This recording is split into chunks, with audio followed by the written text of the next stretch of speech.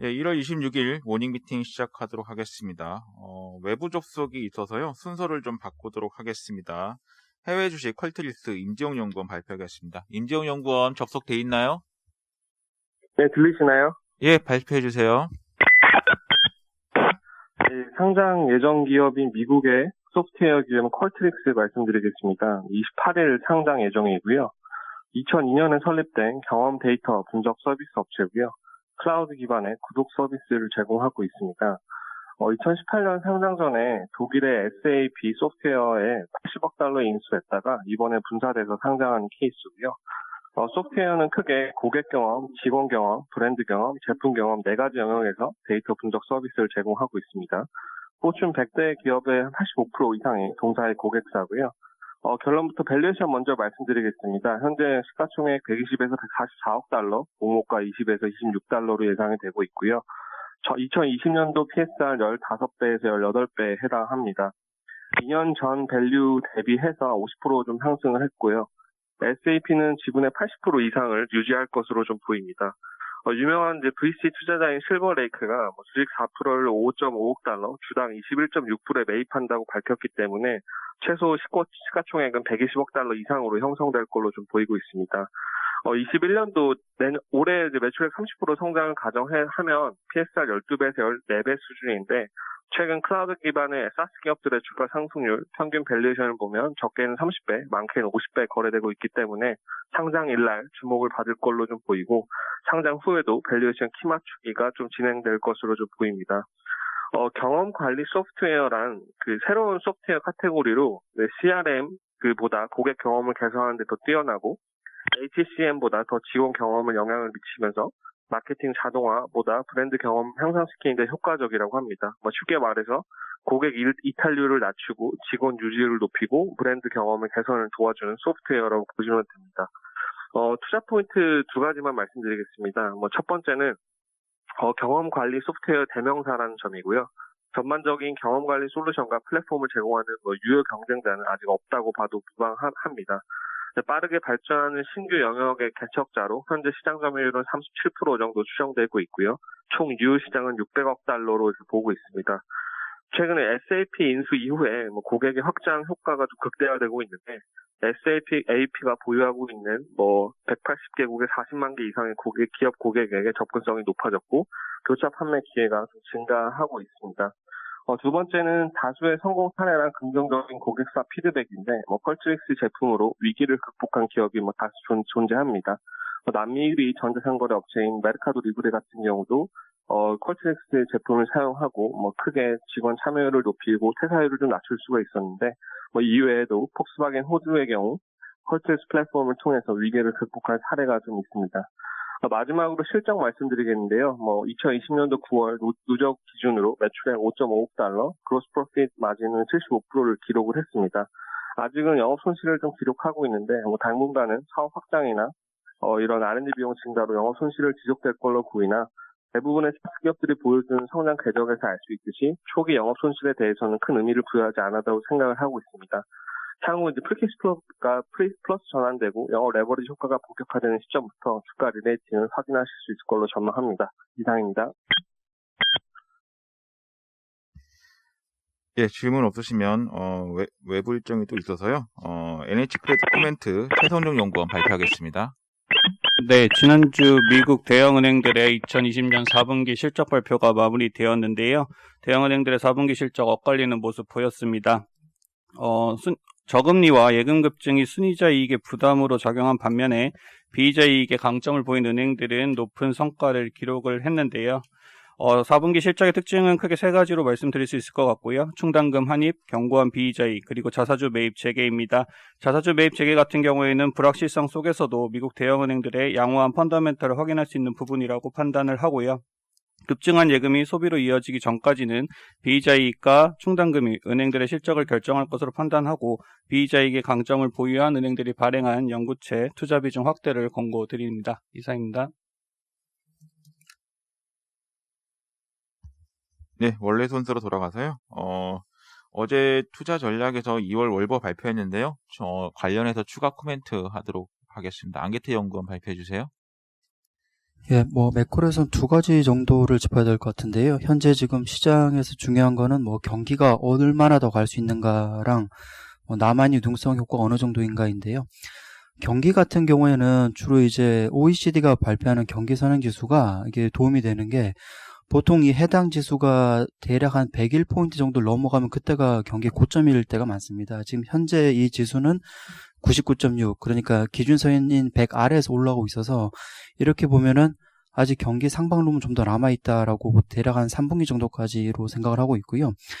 잉여 유동성 같은 경우는 추정을 할 때 어떤 지표가 있냐면 미국 같은 경우에 주식 시가총액과 국채 발행 잔액을 더한 것보다 M2, 그러니까 시중동성이 얼마나 많이 남아있냐, 이 비율을 가지고 추정할 수 있는데, 해당 비율이 올해 3월에 42% 정도 됩니다. 그러니까 그 S&P 그 시총에다가 국채 발행 잔액 더한 것 대비 M2 비율이 42%. 이게 이 정도면은 히스토리컬리하게 높은 영역에 있습니다. 이게 상당히 최고점 거의 가까이 있는 영역인데요.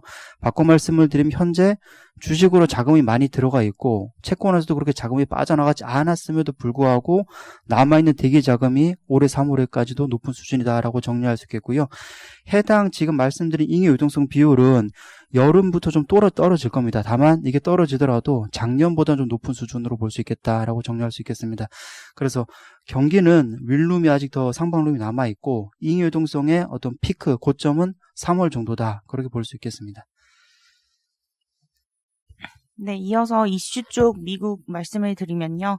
2월 같은 경우는 바이든 정권 취임 아래 바이든 정책에 대한 신뢰성을 판단하는 시기라고 판단을 하고 있습니다.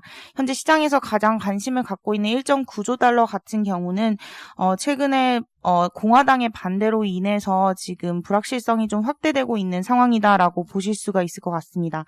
다만 저희는 일단 증세라든가 규제 강화 같은 리스크는 일단은 중국에 대한 경계심도 반영이 돼야 되고 경기 상황이라든가 아니면 지금 오히려 상원이 슬림한 상황이기 때문에 이런 시장에 충격을 줄 만한 요소들은 좀 올해보다는 내년도라고 생각을 하고 있고요. 이 경기 부양책 같은 경우는 최소한 1조 달러 정도는 어느 정도 허니문 기간 내에는 통과시킬 수 있다라고 판단을 하고 있습니다. 시장에서 지금 컨센서스는 최소 1조 달러 이상 2월 달에 통과시키는 것이 이제 컨센서스로 잡혀 있기 때문에 사실 이러한 부분들이 늦어지거나 아니면 규모가 작아질 경우에는 시장은 실망감을 나타낼 수는 있을 것 같습니다. 이상입니다. 이어서 중국 관련해서 두 가지 확인해야 하는 이슈 있다고 생각됩니다. 우선 산업 구조 조정 이슈입니다. 지난 연말쯤에 중국 공신부 부장은 탄소화 노력의 일환으로 올해의 조강 생산의 감축을 언급한 적이 있습니다. 그러나 이는 장기 환경 정책이므로 2016년 공급처 개혁과는 달리 정부의 단기적 행정 집행 규모는 크지 않을 것으로 보고 있습니다. 이에 철강 기업들이 생산량 감축 가능성은 낮을 것으로 전망됩니다. 현재 중국 산업 설비 가동률을 78%로 올라와서 2013년 이후 최고치를 기록했습니다. 석탄, 철강 등 주요 업종 가동률도 2016년보다 높은 상황이나 공급 과잉 이슈는 없었습니다. 두 번째는 미중 무역 분쟁 재발 가능성 여부입니다. 미국의 대중 관세율은 2020년 2월 이후에 현재까지 꾸준히 19.3%를 유지했고 2018년부터 시작된 미중 무역 갈등은 일정 기간 소강 상태로 유지될 것으로 저희가 보고 있습니다. 최근 미국의 대중국 제재는 중국 기업을 겨냥하고 있고 해당 추세는 좀 지속될 것으로는 예상됩니다. 다만 전체 중국주의 시장뿐만 아니라 종목별로도 일관된 의미 부여는 좀 힘들 것으로 보여집니다. 예를 들어서 블랙리스트에 등재되었고 글로벌 주요 지수에서 편출되었던 기업인 하이크비전이 신고가를 경시하는 반면 중국 철도 건설 같은 경우에는 주가는 부진을 보이는 등 엇갈리는 모습입니다. 결국은 해당 기업들의 주가 흐름이 미국의 제재보다는 기업 펀더멘털을 반영할 것으로 보고 있습니다. 예, 이상입니다.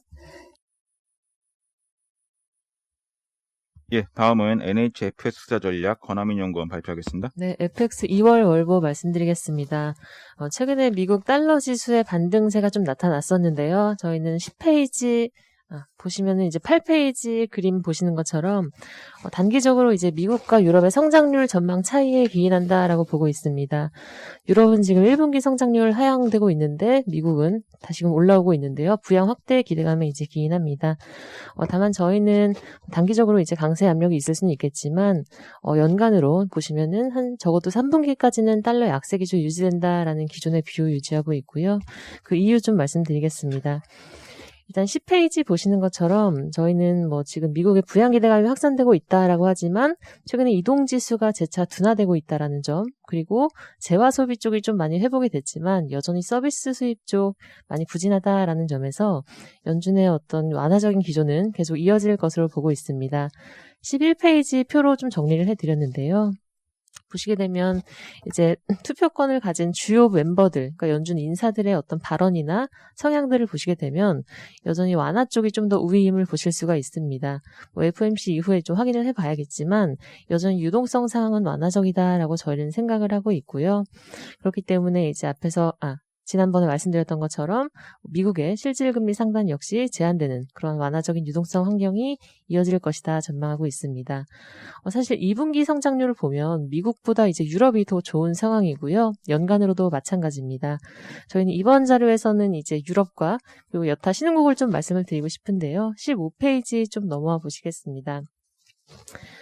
보시게 되면 최근에 중국이나 한국, 대만 등 주요 아시아 신흥 수출국의 지금 수출 증가율이 두 자릿수씩 나오면서 아시아 통화 지수의 견조한 흐름을 지지하고 있다라고 보고 있습니다. 글로벌 경기 회복세 앞에서 들으신 것처럼 좀 더 이어진다라고 가정할 때 교역량 증가에 따른 수혜가 예상이 되는 대목이고요. 특히 최근에 보시면은 신흥 수출국 말고 이제 원자재 수출 신흥국에 대해서도 이제 좀 개선 흐름이 보이고 있습니다. 16페이지인데요. 보시면은 지금 시장에서 얘기가 되고 있는 상황은 아니지만 은근히 여러 신흥국들의 경상수지 비율이 좀 많이 개선되고 일부 인도, 남아공, 멕시코, 칠레 같은 국가는 경상수지가 지금 흑자로 전환한 상황입니다.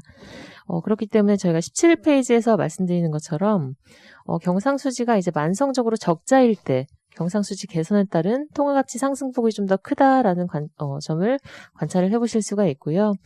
결국은 저희 원자재 뷰처럼 상반기 농산물 가격이라든지 여러 가지 원자재 가격의 상승세가 좀 더 기대되는 국면에서 주요 원자재 수출국의 달러 유동성 개선 또 기대해 볼 수 있는 대목이다라고 생각이 됩니다. 그래서 정리를 해서 말씀을 드리면 미국의 부양 기대감 단기적으로 있을 수 있겠지만 길게 보시게 되면 유럽이라든지 아시아 신흥 수출국 그리고 원자재 수출국도 여전히 개선이 되고 있다 해서 미국 외 지역의 경기 동반 개선이 일방적인 달러 강세를 계속 내두진 않을 거다. 제약할 요인이다. 이렇게 저희는 판단을 하고 있고요. 33페이지 테이블에서 자세한 수치 확인해 주시면 좋을 것 같습니다. 이상입니다.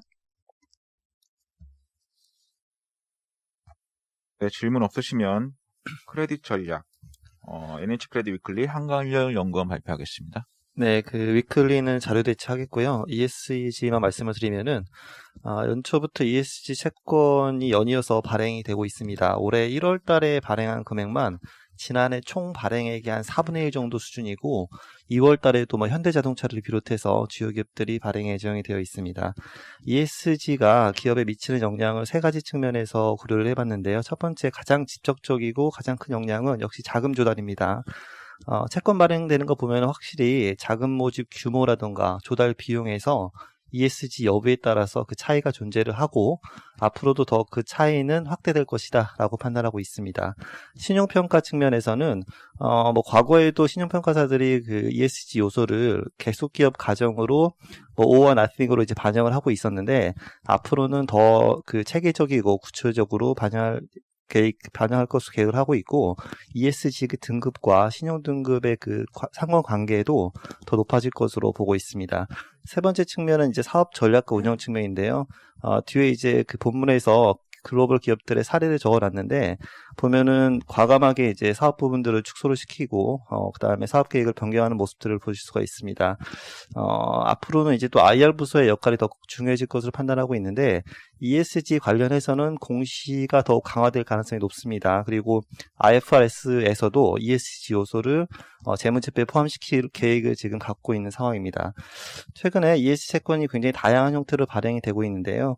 그 트랜지션 본드라고 해서 지금은 ESG 요소를 충족하고 있지 않지만 앞으로 충족하겠다라는 의지 하에 발행되는 이제 그런 채권들인데 이런 채권도 사실 투자 수요가 굉장히 좀 우호적입니다. 그 다음에 지난번에 말씀드렸던 그린워싱 리스크 이런 것들을 낮추기 위해서 그 페널티, 그러니까 이자율이 좀 상승하는 그런 페널티를 부과하는 채권들도 발행이 되고 있는데 어쨌든 기업들 입장에서도 자금 시장 접근성이 이제 개선이 되고 투자자들 측면에서도 투자할 수 있는 그 풀이 다양해진다는 측면에서는 긍정적으로 판단하고 있습니다. 이상입니다. 예, 다음은 대체 투자로 넘어가겠습니다. NH글로벌 인프라 김영근 연구원 발표하겠습니다. 네, 글로벌 인프라도 오늘부터 데일리 문자 서비스를 보낼 것 같습니다. 그리고 지난주는 한 0.6% 소폭 하락을 했고요. 대륙별로 보면은 유럽이 좀 많이 빠졌고요. 아시아는 그래도 보합 유지를 하고 있습니다. 섹터별로 보면은 경기 민감 섹터가 차별화를 보이고 있는데요. 항만은 플러스 도로도 이제 상승세를 보이고 있는 반면에 공항이나 오일앤가스는 또 하락세를 보이고 있습니다. 그 이유는 크게 두 가지로 보겠습니다. 바이든 대통령이 최근에 이제 행정명령을 이제 목록들이 이제 집행을 하기 시작했습니다. 코로나도 대응하는 방법을 어제도 발표했는 것처럼 화석에너지에 대한 제재가 추가 증설이라든지 보조금 폐지가 순차적으로 이루어질 거로 판단을 하고 있고요. 그 전에 공약했던 친환경, 신재생에 대해서 인프라를 더 확대하는 것은 기정사실인 것 같습니다.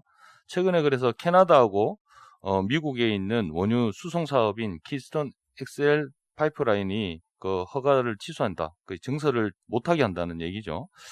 그 결과적으로 저희는 올 상반기에 리플레이션 국면으로 진입한다, 경기가 돌아선다고 보고 있어서 백신의 공급 차질도 불구하고 순차적으로 진행되면서 경기 민감 섹터가 더 차별화될 거로 보고 있습니다. 그래서 섹터로 보면은 저희는 항만 부분을 좀 더 비중 확대해야 된다 이래 보고 있고요. 그리고 오일앤가스 부분은 사실상 정책계 제재가 강하기 때문에 사실상 상승 여력이 좀 떨어진다 이렇게 말씀을 드리겠습니다. 그래서 우리 MP에 그림 4페이지 그림 1번하고 4페이지 그림 4번까지 보면은 운수 창고 인덱스도 급등하고 있고 물동량이 글로벌 물동량이 대폭 증가하는 모습을 보이고 있다는 거죠. 그래서 미국하고 유럽향 운임 지수도 상승하고 있어서 그거는 페이지 5페이지의 그림 5번하고 6번을 보시면은 중국의 수출이 3분기 연속으로 회복되고 있고 컨테이너 운임 지수도 사상 최고치를 갱신하고 있습니다. 물론 지난주는 소폭 빠졌지만 따라서 저희는 상반기에 경기 행복 국면으로 보고 있기 때문에 항만 부분하고 도로 부분을 더 비중 확대 의견을 제시하고 있고요. 올 하반기 될수록 공항 부분을 봐야 된다 이렇게 판단을 하고 있습니다. 그래서 우리 MP에 차이나 멀틴 폴트 홀딩스라는 144HK 홍콩에서 상장되어 있는 항만 인프라를 편입을 했다 이렇게 말씀을 드리겠습니다. 이상입니다. 네, 다음은 글로벌 리츠 홍지한 연구원 발표하겠습니다. 네, 글로벌 리츠 말씀드리겠습니다. 지난 셋째 주에 이제 글로벌 리츠 총 수익률 보시면 0.8% 정도 상승을 했고요. 지금 가장 큰 비중을 차지하고 있는 미국이 이제 전반적으로 지수를 좀 끌어올렸다라고 보시면 될 것 같은데, 반대로 이제 유럽 쪽은 좀 안 좋았습니다. 지금 프랑스 리츠 같은 경우에는 한 주간 한 7%대 하락률을 보였고요. 그 리츠 지수 내에서도 이제 리테일 리츠들이 좀 많이 하락을 했었습니다. 지금 작년 11월 이후로 이제 백신 보급 관련해서 이제 리테일 리츠들 주가가 반등을 했는데요. 실질적으로 이제 그 실적이나 아니면 배당 공백이 좀 이어지고 있어서 가격 변동성이 좀 높아졌다라고 저희는 좀 보고 있고요. 그래서 임대 수익 나오고 있는 섹터들로 좀 봐야 된다라는 말씀 드리겠습니다. 4페이지 넘어가 보시면 저희 미국 그 주택 관련 데이터들을 좀 가지고 왔는데요. 지금 그림 1번 보시면은 1월달 지금 주택 시장 지수 지금 11월달 이후로 좀 하락하는 모습 보이고 있는데 기준선인 50 자체는 좀 크게 웃돌고 있고 또 지금 지수가 조금 둔화된 원인으로 개발 토지 부족 그리고 또 뭐 코로나19에 따른 노동력 부족이 좀 지목이 되고 있습니다. 그렇기 때문에 수요 자체는 여전히 견조하다라고 좀 보고 있고요. 그림 2번 보시면 공급 데이터를 좀 가지고 왔는데 지금 코로나 이후로 최고 수준까지 올라오긴 했습니다만 지금 2009년도 이후에 좀 공급이 안 된 부분들을 채우기는 좀 어렵다라고 보고 있고요. 이제 그렇기 때문에 당분간은 초과 수요 상태가 좀 이어질 가능성이 높고 이에 대한 수요를 주거용 리츠가 받을 수 있다라고 저희는 보고 있습니다. 마지막으로 이제 그림 4번 보시면 최근에 코로나 때문에 가장 큰 영향을 받은 부분이 이제 아파트 리츠고요. 이 부분이 사실 백신 공급되고 경기 반등하면은 저희는 좀 상승 여력이 높다라고 보고 있어서 다세대 리츠 중에서도 EQR을 가장 탑픽으로 좀 말씀을 드리겠습니다. 이상입니다. 예, 산업기업 분석 넘어가겠습니다. 손해보험 산업 전준선 연구원 발표하겠습니다. 예, 손해보험 말씀드리겠습니다. 실적은 나쁘진 않습니다. 이제 2페이지 그림 1번 봐주시면요. 예, 손보사 5개 회사 합산 당기순이익은 2017년 역대 최대 이후로 2018, 19년 2년 연속 계속 감익을 보이다가 작년 이제 턴어라운드 성공했고 그래서 작년에 한 40% 정도 이익이 성장했고 또 21년에도 한 13% 계속 성장할 것으로 보고 있습니다. 예, 그림 2번에 보시는 것처럼요. 이제 올해 순이익에 대한 컨센서스입니다. 예, 이것도 작년 한 4월, 5월까지는 계속 내리막을 보이다가 4월부터 다시 이제 상승하는, 반등하는 데 성공을 했고 그게 지금까지 쭉 이어오고 있습니다. 앞으로도 이게 딱히 내려갈 거라고 보고 있진 않은데요. 그럼에도 불구하고 주가는 지금 못 오르고 있습니다. 그림 3번처럼 코스피 지수가 올라가고 있는데 반해서 손해보험은 계속 이제 횡보, 약보합세를 보이고 있습니다. 손보사 주가가 이제 못 오르는 이유는 저는 그냥 4가지 정도가 있지 않나라고 보고 있습니다. 첫 번째는 실손 관련된 이슈, 모멘텀이 없다라는 겁니다. 첫 번째 제도 개편이 있었는데 이거는 뭐 이제 기존 계약을 이제 소급 적용되지 않기 때문에 기존 계약의 손해율 개선 기대할 수 없고요. 또 이제 하나 기대했던 게 이제 국회에서 이제 청구 간소화 이걸 좀 기대를 살짝 했는데 이게 여야 의원들이 발의는 했는데 아직 뭐 통과도 안 되고 있고 뭐 관심이 좀 많이 떨어진 것 같습니다. 그래서 이것도 조금 이제 안 된다라고 보고 있고 그나마 이제 뭐 나쁘지 않게 나온 게 유율 인상 정도인데요. 뭐 이것도 뭐 나쁘지 않다 정도 지금 아주 좋은 건 아니기 때문에 그리고 뭐 이제 나올 만한 거 이미 다 나왔기 때문에 그리고 당분간 뭐 나올 게 없기 때문에 모멘텀은 소멸이 된 상태입니다. 두 번째는 뭐 작년에 코로나19 반사익이 있었는데 이게 점점 축소될 거다라고 보고 있는 점. 세 번째는 뭐 이제 합산 비율, 그러니까 뭐 손해율이랑 사업비는 이제 방향성은 좋았는데 이제 처분이익 축소로 인해서 이제 세전이익 증가가 보험 영역 개선폭에 미치지 못했다라는 점. 네 번째는 이제 금융에서 증권 쪽이 워낙 이제 뭐 실적도 좋고 뭐 전망도 좋기 때문에 상대적으로 좀 소외된 게 아닌가 이렇게 보고 있습니다. 하지만 이건 반대로 보면은 이제 그만큼 이미 주가가 오른 게 없기 때문에 앞으로 빠질 것도 없다라고 볼 수 있고요. 뭐 이익 방향 나쁘지 않다. 그렇기 때문에 상대적인 저평가 매력은 더욱 커졌지 않나 이렇게 보고 있습니다. 그리고 올해 아무래도 금리가 올라갈 거다라고 보시는 분들이 많은데 금리가 상승하더라도 뭐 급격한 상승이 아니면 나쁠 건 없다라고 보고 있고요. 그래서 지금 시점에서는 저점 투자 관점에서는 관심을 가질 만한 게 아닌가라고 판단을 하고 있습니다. 손보사들 뭐 지금 전부 다 이제 밸류에이션 매력이 높아서 이제 다 같이 봐도 괜찮다라고 생각을 하는데 그 중에서도 이제 뭐 삼성전자 관련해 뭐 이제 호재를 기대할 수 있는 삼성화재를 이제 최선호주로 말씀을 드리고 싶습니다. 4분기 실적은 전반적으로 컨센 대비 조금 하회할 것으로 보고 있습니다. 손해율이나 사업 비율은 이제 좋은데요. 2021년 이제 증이익을 이제 뚜렷하게 만들기 위해서 각 회사들이 다 처분이익을 대거 축소할 것으로 보기 때문입니다. 이상입니다.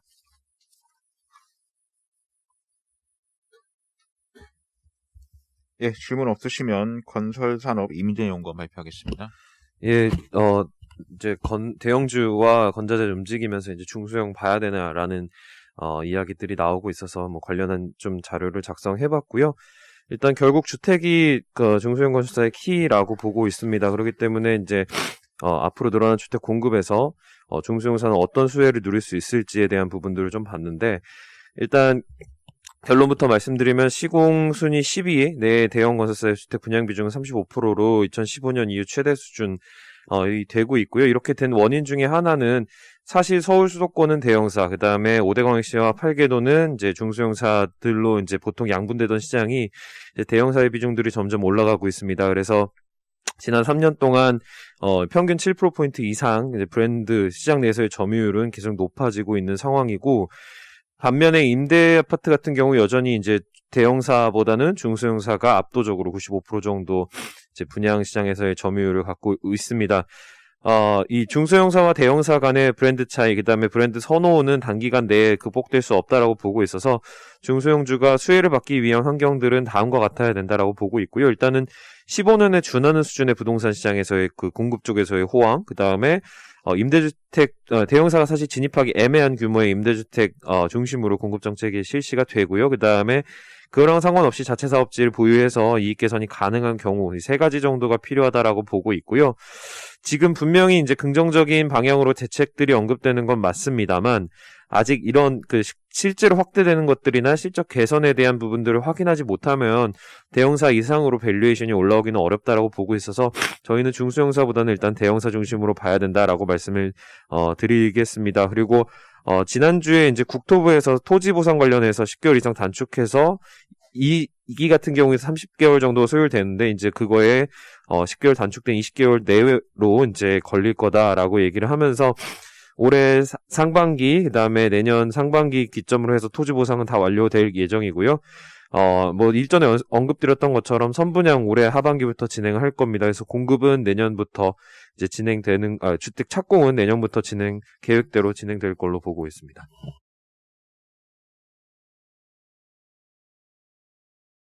네, 다음은 LG이노텍 이기화 연구원 발표하겠습니다. 네, LG이노텍 4분기 실적이 발표가 됐고요. 영업이익은 저희 예상치보다 이제 아이폰 판매가 좋아서 당사 추정치를 좀 상회를 했고, 순이익 같은 경우는 지금 이제 기존의 LED 사업부, 적자 사업부를 정리를 하면서 중단 영업 손익에 반영돼서 저희 예상치는 좀 하회를 했습니다. 지금 목표 주가를 기존 21만원에서 27만원으로 상향을 하고요. 그 배경은 밸류에이션 기준 시점을 기존 이제 2020년에서 2021년으로 변경을 한 게 좀 가장 크고, 타겟 PER 같은 경우는 기존 이제 17배에서 최근에 이제 삼성전기나 다른 업체들이 이제 추가적으로 애플 벤더에 들어올 수 있다는 그런 우려들을 좀 감안을 해서 10% 할인해서 15배를 적용을 했습니다. 일단 5페이지 밸류에이션부터 좀 말씀을 드리겠습니다. 기존에 이제 올해 같은 경우 전년 대비해서 영업이익이 저는 11% 정도 확대될 것으로 일단 예상을 하는데요. 애플 출하량이 전년 대비해서 한 7.8% 증가를 하고, 연간 이제 1,000억 가까이 지금 영업 적자가 발생하는 LED 사업부가 올해 이제 완전히 사업 중지를 됐기 때문에 이런 게 이제 추가돼서 실적 개선세가 좀 나올 거라고 보고 있습니다. 뿐만 아니라 지금 기판 사업부나 전장 사업부 같은 경우도 이제 계속해서 기판 사업부는 계속 좋고, 전장 사업부는 적자를 내다가 이제 올해부터는 턴어라운드가 거의 이제 확실시 돼서 이런 게 이제 긍정적으로 보고 있고요. 아래 이제 포워드 PER 밴드 보시면 지금 이제 이런데도 불구하고 주가는 여전히 이제 역사적 최저점에 이제 머물러 있는 상황입니다.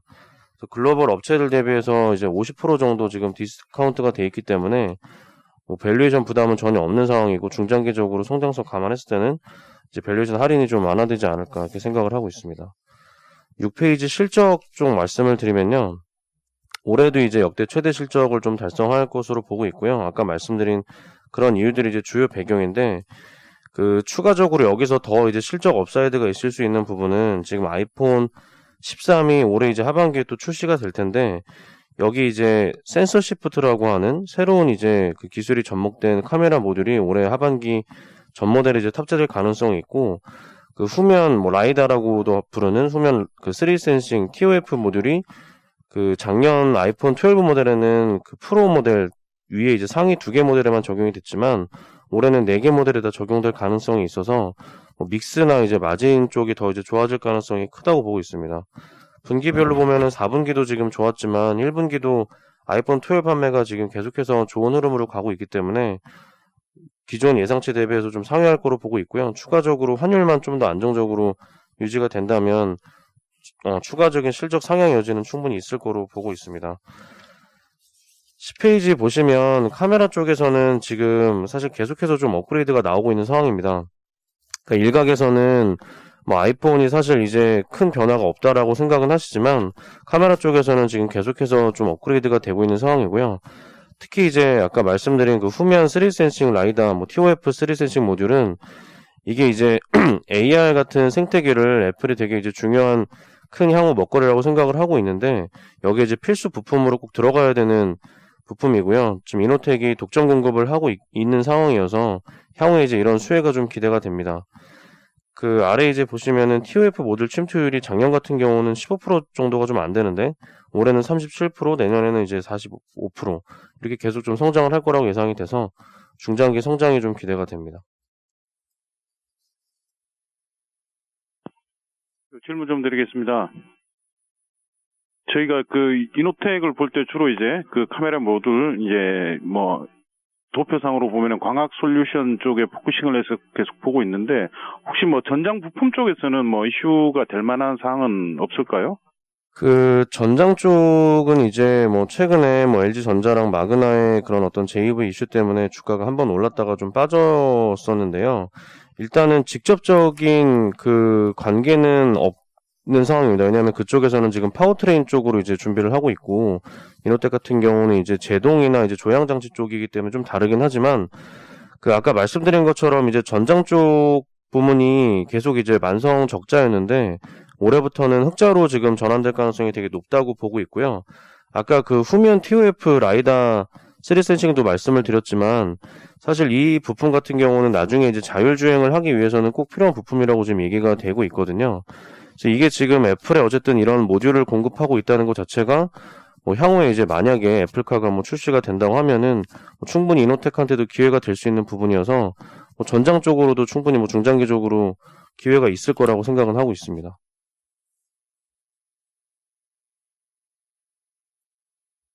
네, 다음은 현대 글로비스 정현순 연구원 발표하겠습니다. 네, 현대 글로비스 말씀드리겠습니다. 목표 주가를 26만 5천 원으로 상향 조정했고요.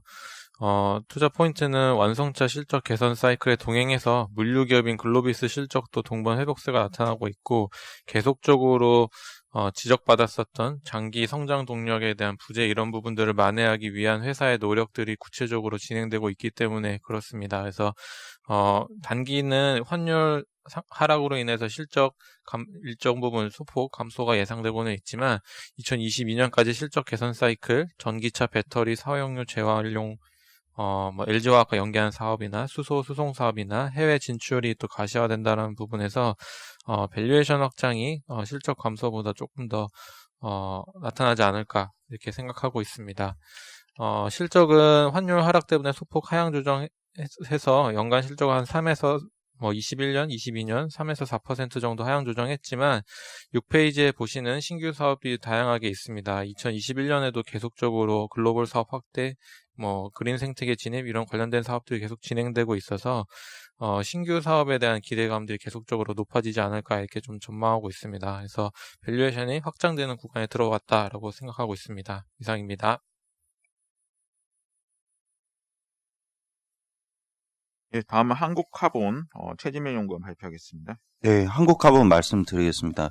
저희 결론적으로 목표 주가를 12,000원에서 15,000원으로 올릴 거고요. 여기에는 좀 부정적인 요인 1개, 그리고 긍정적인 요인 다수가 좀 복합적으로 돼서 판단을 했다고 말씀드리겠습니다. 일단 이 회사 같은 경우 올해 2021년에 매출 감소가 예상이 되는 상황입니다. 저는 좀 지속 성장할 걸로 봤는데요. 저희가 작년에 1, 2, 3분기에 조선업체들의 좀 수주 공백이 그 영향을 좀 줬다고 보시면 될 것 같습니다.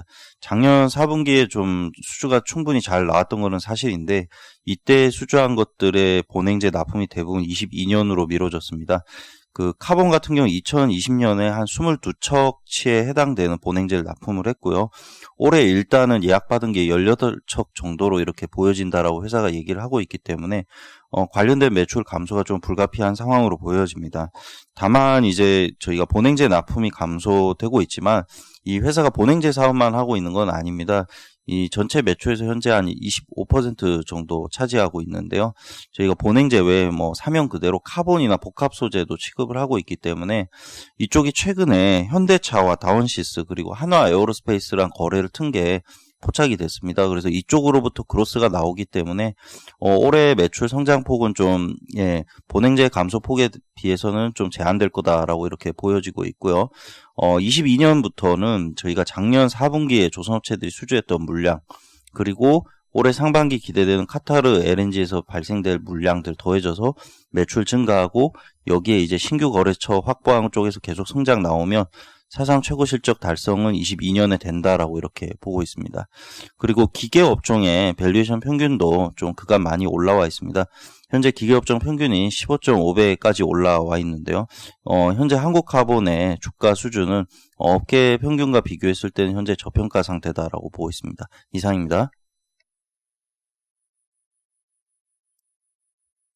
예, 다음은 다오기술 백준기 연구원 발표하겠습니다. 네, 다오기술 말씀드리겠습니다. 다오기술 그 자료를 쓰게 된 이유부터 좀 말씀을 드리면요. 일단 커버 페이지의 차트를 보시면 NAV 대비 할인율 차트가 나옵니다. NAV는 이제 순자산 가치 대비 할인율로 보시면 되고요. 일단 지금 10년 동안 다오기술의 NAV 대비 할인율이 60%를 찍은 적이 없었는데, 최근에 키움증권이 주가가 이제 작년 말부터 급등을 하면서 이제 NAV 대비 할인율이 10년 만에 60%까지 왔습니다. 그만큼 이제 밸류에이션이 싸다는 말씀이고요. 그리고 이제 PER 기준으로는 올해 3.3배입니다. 그러니까 PER 5배만 가도 50%의 상승 여력이 있고요. 6페이지를 보시면 그림 3번을 좀 보여드리고 싶어요. 그러니까 다오기술은 주력 자회사가 이제 키움증권인데, 차트를 보시면 키움증권이 2016년 1월 대비 지금 3배 정도 올랐지만 다오기술은 주가가 똑같습니다. 그래서 이때 이제 그러니까 다오기술이 왜 주가가 못 올랐는지를 좀 이제 찾아봤는데, 일단 이익 면에서는 5페이지에 제가 이제 텍스트로 적어놨는데, 이 기간 동안 별도 영업이익, 그러니까 자체 사업이 있고요. 별도 영업이익이 220억에서 450억 2배 이상 증가를 했고, 연결 영업이익도 그 기간 동안 2,500억에서 9,500억으로 증가를 했습니다. 왜 못 올랐냐? 일단 시장에서는 이 키움증권에 대한 가치가, 그러니까 시장에 출회가 안 된다고 보시는 것 같아요. 그렇기 때문에 이 지분 가치에 대한 더블 카운팅 이슈가 있을 거고, 두 번째로 자회사가 좋으면 자회사를 사지 왜 굳이 모회사를 사느냐, 요런 이제 선호의 차이인 것 같은데요. 근데 올해는 조금 다르게 보실만한 이제 사안들이 5페이지의 표 1번과 2번을 보시면 2018년부터 2020년 3분기까지 증권사 시스템 장애 민원, 여기 보시면 키움증권이 피해 보상 금액이 60억으로 압도적으로 타사 대비 많습니다. 그리고 표 2번 보시면 증권사 전산 시스템 개선 투자 금액이 작년부터 모든 증권사들이 많이 늘어나기 시작했어요. 그래서 다오기술은 이 키움증권 IT 투자에 가장 직접적인 수혜를 받고 있고요. 실제로 작년 하반기부터 이 스팟성 프로젝트 수주가 작년 대비 그러니까 160억으로 2배 정도가 늘어났습니다. 그래서 올해는 이 키움증권의 IT 투자도 이제 늘어나기 때문에 다오기술에 좀 수혜를 좀 기대해 볼 수 있겠다 생각이 들고요. 결론적으로 일단 밸류에이션이 뭐 PER 3.3배니까 당연히 좀 싸 보이고, 그 다음에 올해는 기존에 봤던 이제 포인트들과는 달리 다오기술 입장에서도 자체 사업에서 좀 성장할 수 있는 포인트들이 생겼기 때문에 저는 충분히 밸류에이션 좀 할인율 해소가 가능하다라고 생각이 듭니다. 이상입니다. 예, 다음은 MMA는 빠져 있는데요. 대한유와 황주신 연구원 발표하겠습니다. 네, 대한유와 목표 주가를 30만 원에서 33만 원으로 좀 상향을 했습니다. 어제 두 가지 공시가 좀 있었고요. 먼저 그 설비 증설 공시가 있었고, 그리고 영업이익 30% 변동 공시가 좀 있었습니다. 어제 그 설비 증설은 이제 BD 생산 시설 신설이고요. 한 1,400억 원을 들여서 BD를 한 15만 톤 생산을 하는 설비입니다. 기존에는 이제 믹스 C4를 이제 직접 판매를 해서 이거를 구매한 곳에서 BD를 생산을 했는데, 이제는 이제 그거를 BD까지 본인이 이제 생산을 해서 판매를 하는 그런 이제 단계가 좀 될 것 같습니다. 그러니까 시장의 BD 자체가 늘어나는 게 아니라 그 공정을 본인이 함으로써 그 부가가치를 가져가겠다라는 전략입니다. 연간 영업이익으로는 지금 기준으로 대략 한 150억 원에서 200억 정도 늘어날 수 있는 그런 상황으로 좀 보고 있습니다. 최근에 조금씩 증설 발표를 좀 하고 있습니다. 기존의 NCC 몸통에다가 조금씩 그 옆에 격가지를 붙여서 부가가치를 늘리는 그런 이제 그 증설을 좀 진행을 하고 있고요. 그래서 뭐 큰 증설이나 새로운 사업 혹은 이제 M&A 이런 확장보다는 조금씩 부가가치를 높이는 전략을 좀 취하고 있는 상황입니다. 30% 공시로 이제 4분기 영업이익이 나왔는데요. 한 759억 원. 기존 예상치보다는 좀 줄었습니다. 하지만 이 연말 이제 계절성 그리고 이제 환율이 급격한 이제 하락 때문에 이런 부분이 줄은 것 같고요. 그리고 이제 회계법인이 이제 변경되면서 회계적으로 이제 불용자산을 좀 처분한 게 아닌가. 아직까지 이 부분은 이제 파악은 안 되는데 그런 것 같습니다. 그 타사 설비 가동 중단 때문에 전반적인 제품 스프레드는 이제 연중 최대여서 그래도 굉장히 양호했던 실적이었다라고 좀 보시면 좀 될 것 같습니다. 분리망용 HDPE가 지금 가장 좀 주목을 좀 해야 될 것 같은데 올해도 한 40% 성장이 좀 될 것 같고 앞으로도 전기차 시장 성장에 따라서 계속적으로 갈 것 같습니다. 시장 점유율이 지금 1위고 자동차 핵심 소재이기 때문에 이제 대체가 그렇게 쉽지는 않습니다. 그래서 성장 시장을 그대로 따라갈 것 같고 25년에는 이제 매출액 5천억 원, 그래서 매출 비중으로는 20%에 육박하고 영업이익으로는 한 40%까지 확대되는 사업으로 앞으로 좀 주목을 좀 해야 되는 부문으로 보고 있습니다. 이상입니다. 예, 다음은 해외 주식 넘어가겠습니다. 지주회사 김동영 연구원 발표하겠습니다. 예, 저 인베스터 AB 관련해서 국내 지주회사 시사점 좀 말씀드리겠습니다. 스웨덴 상장되는 지주회사고요. 실적은 시장 수익률 대비 4%포인트 연간 상회를 했는데 4분기에도 이 자회사인 아스트라제네카가 알렉시온 인수를 했고 또 파트리샤 인더스트리가 또 어드밴스드 인스트루먼트라는 바이오 기업 인수를 마무리했고 3 스칸디나비아라는 통신 기업 처분을 했습니다. 코로나 상황에서도 장기 성장을 위해서 M&A를 계속할 수 있는 게 사업 포트폴리오 조정의 선순환, 그러니까 팔 거는 팔고 살 거는 산다 이런 것들을 하는 건데요. 이제 국내 지주회사를 보면은 SK가 작년에 ESR하고 SK 바이오팜 구주 매출, 그리고 LG가 CNS 프리-IPO 한 요 정도를 제외하면은 의미 있는 투자 회수는 없었습니다. 올해부터 공정경제 3법이 순차적으로 시행이 되면서 주주가치 제고 강화의 필요성이 계속 올라갈 거고요. 이런 측면에서 우량한 재무구조나 자산 유동화를 통해서 주주가치 제고 지속 가능성이 있는 지주회사들, 저희 탑픽으로 SK 말씀드리고 있고요. 차선호주로 삼성물산, LG 이렇게 투자 권하고 있습니다. 이상입니다. 예, 다음은 북방화창 족철근 연구원 발표하겠습니다. 네, 북방화창 말씀드리도록 하겠습니다. 지난 9월달 중국 반도체 산업 자료를 통해서 이제 탑픽으로 추천드렸던 중국이 종합 반도체 장비 기업이고요.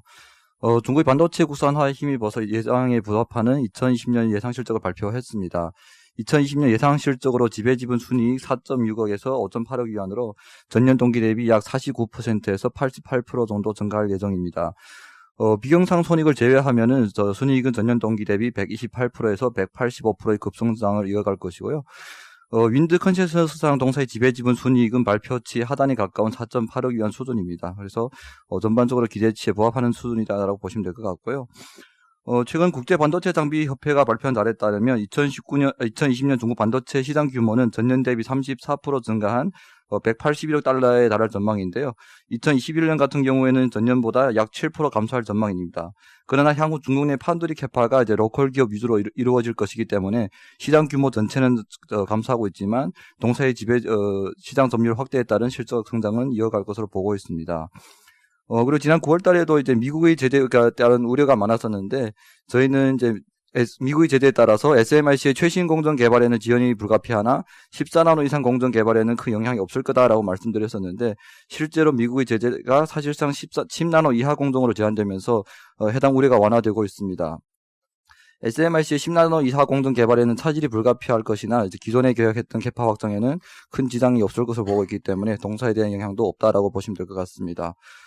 미국의 제재가 시장에서 우려했던 것보다는 완화되었지만 중국 내 반도체 국산화 의지는 여전히 이제 강화된 모습입니다. 중국 기업들의 이제 파운드리 투자는 2025년까지 캐펙스 빅사이클이 지속될 전망이고요.